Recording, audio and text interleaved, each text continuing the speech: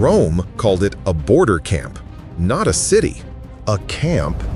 2,000 years later, that camp is Vienna. 4 different powers, 4 different centuries, all tried to keep it exactly that, a camp, nothing more. All 4 failed. We're rebuilding every one of those 4 attempts to erase this city. An emperor who died on this river convinced his own name would be forgotten. 200,000 soldiers at the gates. An empire of 50 million people gone overnight. 4 flags flying over one street corner right after a war had just ended between them. 4 times Vienna was supposed to disappear. So how does a river crossing Rome barely bothered to name end up every single time more important than before? Twice in this film, respected historians flatly contradict each other about the same moment, and I'm not going to pick a side. I'll just show you why nobody can. Let's go back to where it started. Before it was Vienna, it wasn't even a proper camp. It was a river crossing Rome decided to watch. In 15 BC, Rome pushed its border to the Danube and made the river a wall. On the far side, tribes Rome hadn't conquered and didn't much try to understand. On this side, sometime around the middle of the 1st century AD, a small post went up for a single cavalry unit. It was an ala, a few hundred men and horses watching the water for movement. No temple yet. No forum. Tents, timber, and a river that froze hard enough most winters to walk across, which meant an army could walk across it too, in either direction. By the end of that century, Rome upgraded the position. A full legion moved in. A stone camp, roughly 20 hectares in size, about 410 by 550 meters, built to hold some 6,000 legionaries. Around it grew the Canaba, the shabby civilian sprawl that always trailed Roman soldiers. Taverns, blacksmiths, local women who married men who might not survive the next winter's fighting. This was Vindobona, not a capital. A watch post at the edge of an empire stretching from Scotland to the Sahara, and Vindobona was the part of it nobody in Rome thought about twice. In 114 AD, the garrison changed for the last time in generations. Legio X Gemina, the 10th Twin Legion, marched in from Aquincum, modern Budapest, and settled into Vindobona for good. It would hold this stretch of river for the next 300 years. It was the 10th Legion standing here when the border stopped holding. In the 160s AD, something arrived at the frontier that no legion could fight in the usual way. Soldiers returning from a campaign against Parthia, far to the east, brought back a disease that swept through the Roman army first and then through the empire behind it. Modern historians call it the Antonine Plague, likely smallpox, though nobody alive at the time had a name for what was killing them by the thousands in camps along this exact river. Later estimates suggest the epidemic may have killed somewhere around a quarter of everyone it reached, soldier and civilian alike, before it finally burned itself out across the empire. Legions that had once stood at full strength were suddenly fighting a 2-front war, an epidemic behind them, and in front of them, Germanic tribes. The Marcomanni, the Quadi, chose precisely this moment to start crossing the frozen Danube in numbers Rome hadn't planned for. This wasn't a raid. It was the start of a war that would run on and off for over a decade, fought by an army already dying of something it couldn't see.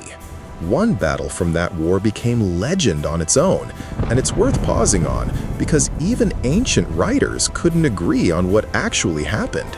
Roman troops, cut off and dying of thirst in the heat, were suddenly saved by a violent thunderstorm that broke over the battlefield at exactly the moment they needed it. It soaked the exhausted legionaries while lightning scattered the enemy ranks. Cassius Dio names the man he credits, an Egyptian priest-magician traveling with the army named Arnuphis, who supposedly called on Hermes and other gods to bring the rain. Coins struck soon after show Marcus Aurelius himself hurling thunderbolts, alongside the words Religio Augusti, the emperor's piety. Tertullian, writing decades later as a Christian, tells a completely different story, that the prayers of Christian soldiers in the army brought the rain, and that Marcus's own letters admitted as much. No such letter survives. Marcus's coins point to pagan gods. Tertullian points to Christian prayer. Nobody who wasn't standing in that storm can say for certain which prayer, if any, the weather was answering. What's certain is that both sides of the empire's future religious divide wanted credit for the same rain. And the man Rome sent to hold this whole frontier wasn't a soldier by temperament at all. He was a philosopher who happened to be emperor. Marcus Aurelius spent most of the final years of his reign not in Rome, but here on the frontier, moving between fortified river camps. He directed a war against people he was honest enough to admit he didn't fully understand. And in the middle of it, surrounded by plague and an enemy at once, he kept doing something almost nobody in his position bothered to do. He wrote to himself. In a language most of his soldiers couldn't read, Marcus filled notebook after notebook with private instructions on how to stay decent in a world giving him constant reasons not to be. Not philosophy for an audience, notes to himself on campaign that we now call the Meditations. Nowhere in them does he name a single camp or city. But he does write, plainly, that the time will come when you will have forgotten everything, and the time will come when everyone will have forgotten you.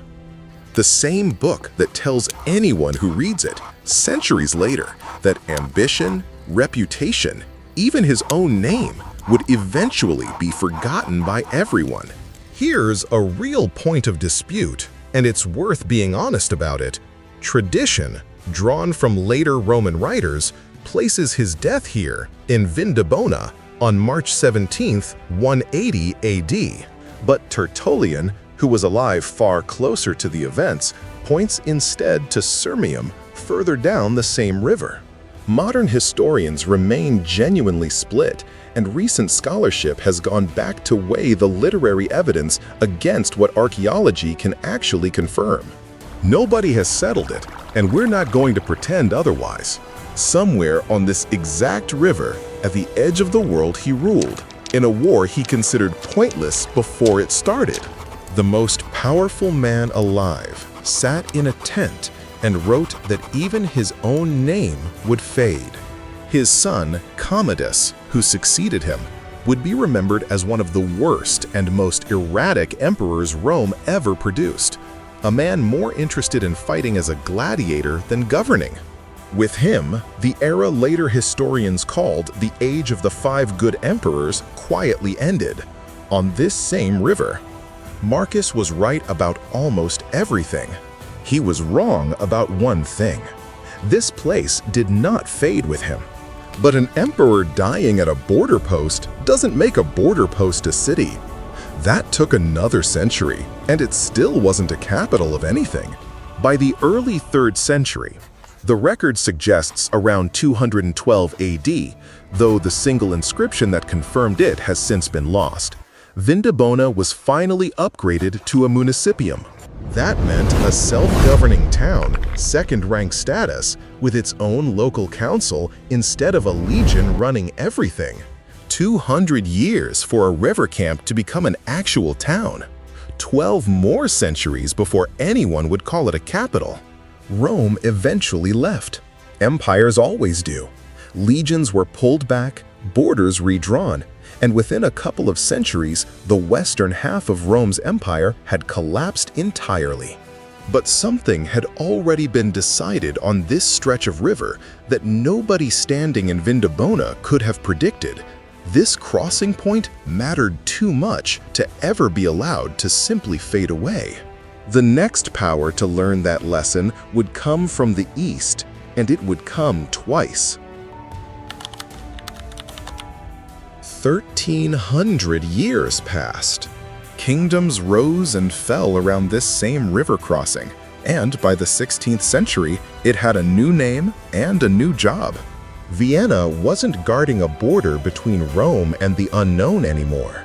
It was guarding the border between two empires that both genuinely believed they were destined to rule everything. In September 1529, the army of Suleiman the Magnificent arrived at the walls.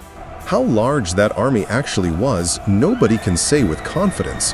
Contemporary chroniclers put it anywhere from 120,000 to over 300,000 men, and the sources contradict each other as much as they contradict us. What we do know is who stood on the other side.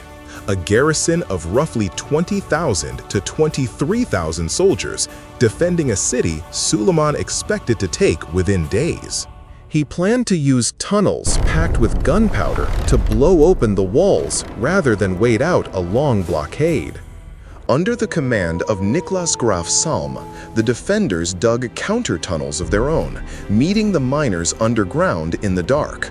The siege ran from late September into mid-October, and the Ottoman army was undersupplied, running straight into an early winter. Its supply lines stretched further from Constantinople than any Ottoman army had campaigned before. It withdrew, burning the countryside around the city on the way out rather than leave it intact for the defenders. Vienna held, barely. But it held, and Suleiman would never personally lead another campaign this far west again. 154 years later, the Ottomans came back to finish the job properly. In July 1683, Kara Mustafa's army settled in for a siege. Vienna's defenders, this time only around 10,000 strong, under the command of Ernst Ridiger von Starhemberg, had far less hope of surviving without outside help. The numbers again vary wildly by chronicler: 90,000, 138,000, 158,000. What doesn't vary is how close it came. Vienna was within days of falling. A relief army arrived, led by the Polish king Jan Sobieski, and broke the siege from the hills above the city. Sobieski's winged hussars, armored cavalry with wooden frames strapped to their backs, feathers rattling as they rode, led the largest cavalry charge of the century straight down into the Ottoman camp. A siege that had held Europe's breath for 2 months collapsed in a single afternoon. The whole camp, all the artillery, immense riches fell into our hands, Sobieski wrote afterward. Kara Mustafa fled the field. Blamed for the disaster, he was strangled by the Sultan's order in Belgrade that December. Out of that same siege came a smaller story Vienna still loves to tell about itself, even though historians have largely taken it apart. The popular version says a local hero, George Kolchitsky, found sacks of coffee abandoned in the Ottoman camp and single-handedly gave Vienna its first taste of coffee. Almost none of that holds up. Coffee was already known in Vienna before the siege. The city's actual first coffee house is more often credited to an Armenian merchant, Johannes Diodato, who opened it a couple of years after the battle. Kolchitsky, if he existed as described at all, was at best one of several early coffeehouse owners. Most of the colorful specifics about him were invented a full century later, in 1783. Vienna built an entire coffeehouse culture on the back of a legend that doesn't survive close reading. The coffeehouses themselves, unlike the legend, are still there.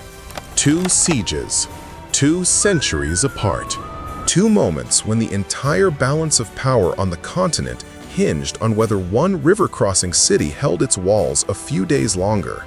Rome had built Vienna to watch a border. By 1683, Vienna had become the border, the line deciding whether Ottoman expansion kept pushing into the center of Europe or stopped for good. It stopped. And what followed wasn't just relief. It was 2.5 centuries of the closest thing Vienna would ever get to permanence. The Habsburgs, who had ruled from here since the 13th century, now had a secure capital and the confidence to build like it. Schönbrunn-Palast rose as an imperial summer residence to rival Versailles. The Belvedere went up as a showcase für den General who'd helped break die 1683 Sieg. By the reign of Empress Maria Theresa in the mid-1700s, Vienna sat at the center of an empire eventually governing close to 50 million people across a dozen nationalities. All of them answered, in the end, to this one city on the river where Rome had once kept a few hundred cavalry watching the water. In 1814 and 1815, after 2 decades of war had torn Europe apart under Napoleon, the continent's rulers came to Vienna to redraw the entire map. Hosted and largely steered by the Austrian foreign minister, Clemens von Metternich, the Congress of Vienna became legendary for its lavish balls and social intrigue alongside the actual diplomacy. One Austrian field marshal at the talks, Prince Charles Joseph de Ligne, coined the line that stuck. "The Congress doesn't move forward," he said, "it dances." Yet by the time the delegates left, they had redrawn borders across the entire continent and built a balance of power that held, with only occasional cracks, for the better part of a century.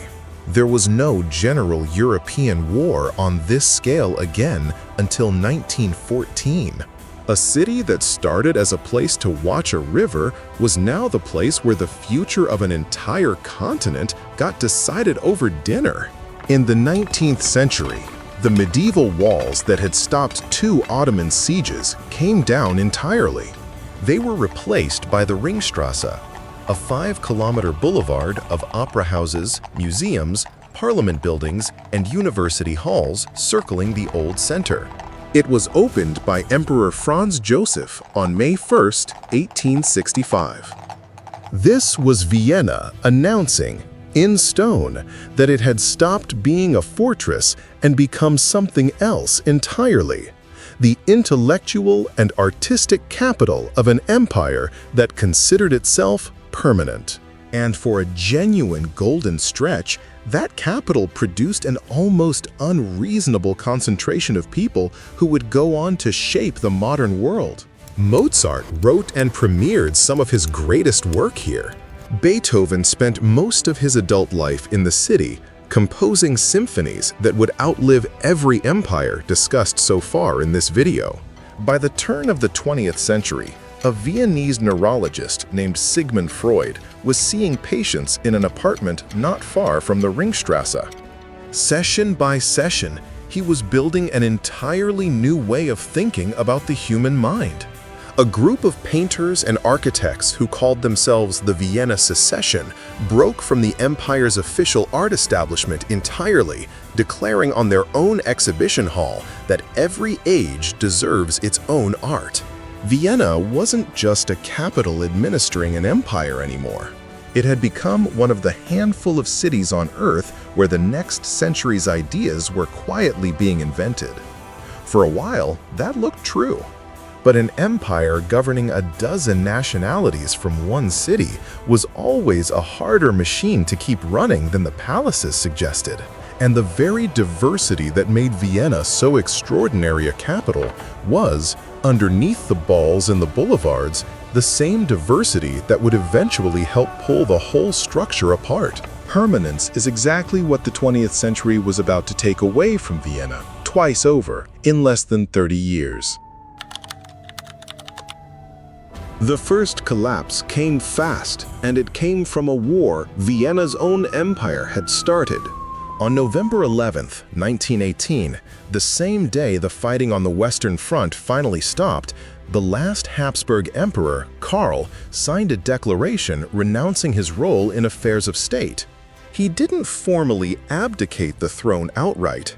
careful wording that let the dynasty preserve a technicality it would never get to use. It didn't matter.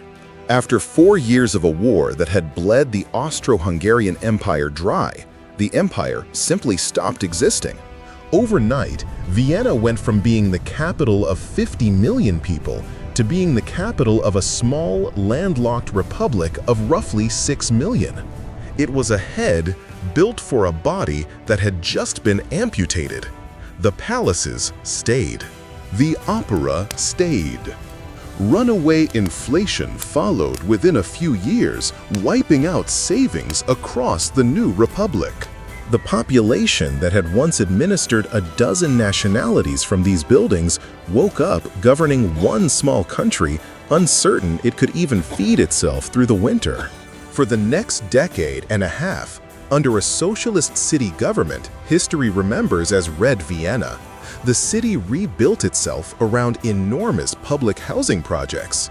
The Karl Marx Hof, a single building stretching over a kilometer long, housed more than 1,000 working-class families in an imperial capital that had never built anything like it before.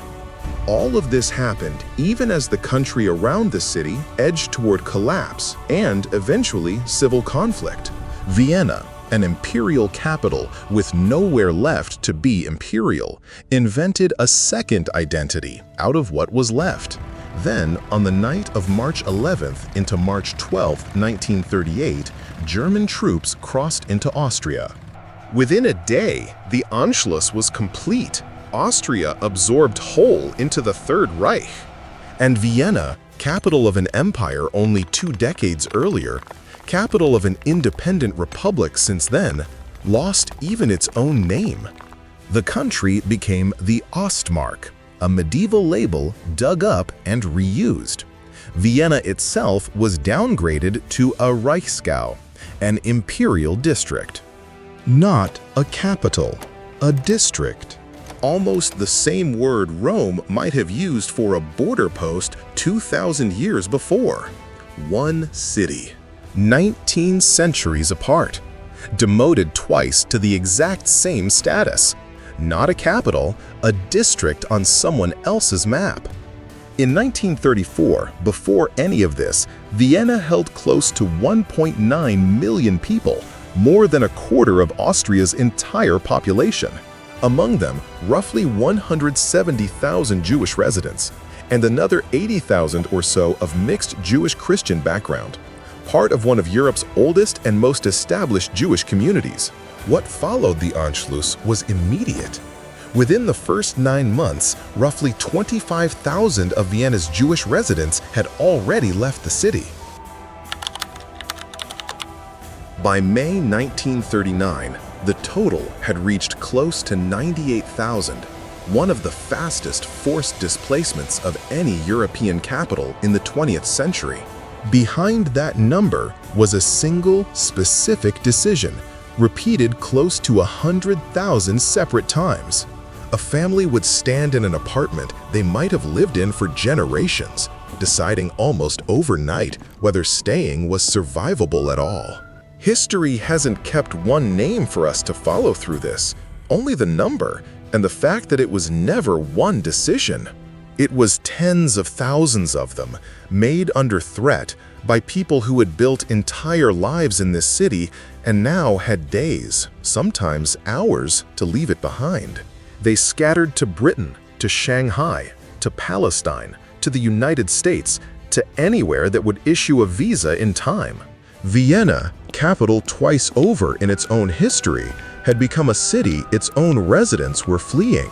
Much of what they carried out with them, the city's medicine, its psychoanalysis, its music, went on to reshape the countries that took them in. The war that followed left it in ruins in the most literal sense. On April 11th and 12th, 1945, as fighting raged elsewhere in the city, looters set fire to shops near St. Stephen's Cathedral. This was the same Gothic spire that had stood over the city through both Ottoman sieges. The flames spread to the roof, which collapsed the following day. The great bell, known as the Pomeran, cast in 1711 from cannons captured from the retreating Ottoman army, came down with it. The building the Habsburgs had been married and crowned in for centuries had nearly burned along with the empire that built it. Ordinary Viennese rebuilt the roof themselves in the years that followed, tile by donated tile, long before the occupation that divided their city had even ended. And what came after the ruins was stranger than anything Vienna had lived through since a cavalry unit first watched this river for Rome.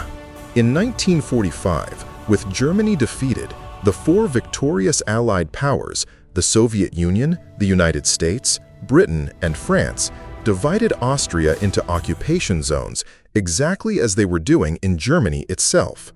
Vienna, sitting inside the Soviet zone, was carved into 4 sectors of its own. And the historic First District, the old imperial core, the Hofburg Palace, the cathedral, the streets the Habsburgs had ruled an empire from, was placed under joint control. All 4 powers administering the same few blocks of the same old capital at the same time. 4 flags were about to fly over the same street corner, and Vienna was about to become the most famous backdrop in cinema for what that actually looked like. Command itself rotated between the 4 powers under the Allied agreement governing Austria, the way it did in Berlin. Exactly how often that rotation happened isn't clearly documented for Vienna, but the arrangement itself is confirmed. An officer from one of 4 countries that had just finished fighting each other took his turn, on paper, in charge of Vienna's old imperial core. In the autumn of 1948, a film crew spent 7 weeks shooting in Vienna's real streets, bombed out buildings, checkpoints where the right paperwork mattered more than the right answer. A black market threaded through a city that technically belonged to 4 different armies at once.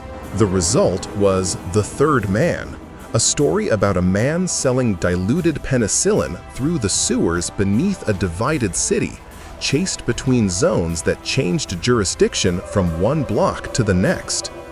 The Soviet commandant was notably reluctant to allow filming inside his own sector, which tells you something about how tense that joint arrangement actually still was 7 years before it ended. American distributors later cut 11 minutes from the film, including an opening narration explaining the occupation to audiences who had never lived through anything like it. The crew didn't need to invent that atmosphere. It was outside, on the actual street, while the cameras rolled. Ordinary Viennese crossed between the 4 sectors constantly, on foot and by tram, carrying ration cards that meant something different depending on which army controlled the block they were standing on that day. Cigarettes, not currency, were often the only thing everyone on every side of every checkpoint agreed had real value. For 10 years, Vienna existed like this, divided the same way Berlin would soon be divided, except this division was about to end very differently. On May 15, 1955, in the Belvedere Palace, representatives of the 4 occupying powers signed the Austrian State Treaty. It was the same palace built 2.5 centuries earlier for the general who'd helped break the 1683 siege. The treaty formally restored an independent democratic Austria. It came into force on July 27th. By October 25th, the last occupying soldiers had withdrawn. The next day, the Austrian parliament passed the constitutional law establishing permanent neutrality. No wall came down here. No revolution. A city split between 4 armies simply had that division dissolved, on schedule, on paper, and walked out into independence a decade before Berlin's own wall even went up. Walk through Vienna today, and none of this is hidden. The old Roman road still shapes streets in the First District. The Ringstrasse still circles the center, where medieval walls once stopped an empire twice. The Belvedere, built to celebrate one siege's end, is the same building where the treaty ending the occupation was signed 2.5 centuries later. In recent decades, Vienna has repeatedly been ranked among the most livable cities on Earth. It's a strange kind of ending for a place that started as a few hundred cavalry watching a river for signs of trouble. So, a cavalry camp Rome barely bothered to name. An emperor who may have died on this exact river, writing that even his own name would be forgotten. 2 sieges that came within days of erasing this city from the map of Europe. A Congress that redrew the entire continent from its ballrooms. An empire of 50 million reduced overnight to a republic of 6. A capital stripped of its own name by Berlin. A city center run simultaneously by 4 flags that had just finished a war against each other. 6 separate moments across 19 centuries when the honest, reasonable bet was that Vienna would stay small, stay conquered, or stay divided for good. Every single time, the bet was wrong. Rome's forgotten border camp became the seat of an empire of 50 million people. The capital, reduced to a district, rebuilt itself into one of Europe's great cities within a single generation of the war ending. The city split into 4 sectors, reunified without a single shot fired in anger, a full decade before Berlin's own wall even went up.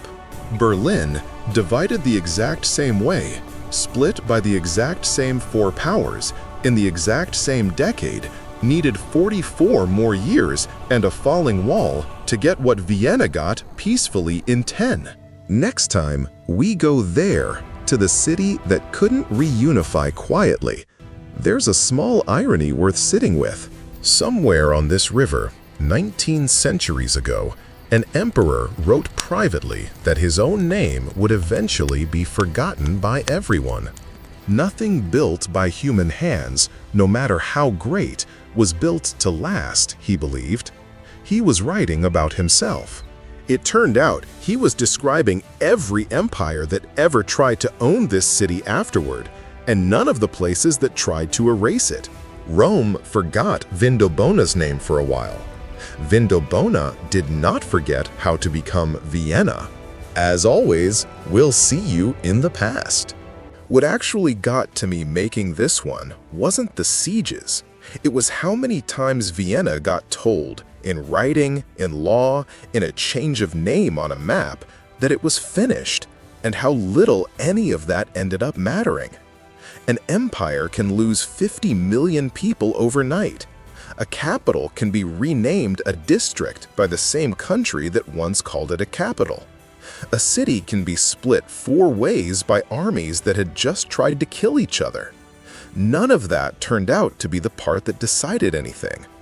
I think we tend to treat the official version of an event, the treaty, the decree, the name on the door, as the real story, and the people who just kept living there as background noise.